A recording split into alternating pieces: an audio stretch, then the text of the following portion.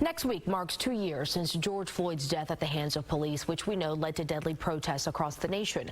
One of those deaths was a North Texas native whose family is speaking out for the first time here on CBS 11. Garrett Foster's mom and dad talked to our J.D. Miles earlier tonight about their lawsuit over his death and also why they say they feel like they've been victimized. You may remember Garrett Foster's story. He was a 28-year-old Plano native shot and killed by a motorist in downtown Austin during the July 2020 Black Lives Matter protests. His family says they are still waiting for justice 2 years later and tells me tonight they've gone through hell since. It's the last time that I talked to him. He said, I need to come home. I wish I would have begged him to come home, because then he would have been home that weekend and not in Austin. Sheila Foster is still racked with guilt because that last phone call with her son Garrett was only days before he was shot and killed in downtown Austin. Worst night of my life. It was July 2020. 28-year-old Garrett Foster, who grew up in Plano, spent 50 straight days protesting in the wake of George Floyd's death, with his fiancée Whitney always by his side. He loved her so much. She's 19 years old, going to school to be a dancer, and they cut off all 4 of her limbs.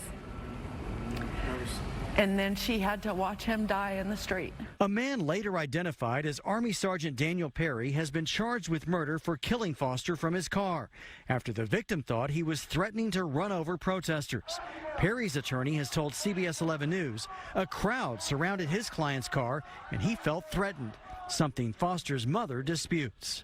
A lawsuit filed by Foster's mother claims Perry was driving for Uber at the time and violated its policy prohibiting drivers from carrying firearms. The criminal case against Perry, whose Twitter posts include threats against protesters, still hasn't gone to trial, nearly 2 years since the shooting.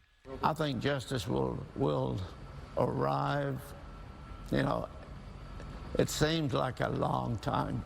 That's also because during that time, the family has been exposed to cruel online attacks and memes, mocking the interracial couple and accusing Foster, who was armed, of provoking the shooting.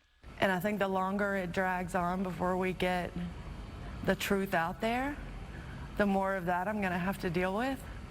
It is absolutely brutal. Foster's mother just wants her son's life to be treated with dignity and compassion, qualities she says he died for. But we were so divided during that summer, and the hatred was ultimately what killed my child. The accused shooter is scheduled to be back in court in July. He has claimed that Foster pointed his gun at him and that he fired in self-defense. In Dallas tonight, J.D. Miles, CBS 11 News. J.D., we thank you. One other item of note, CBS 11 did also ask Perry's attorney about the lawsuit the Foster family filed. He told us, quote, they are trying to profit off Garrett Foster's poor decisions that night and leading up to it.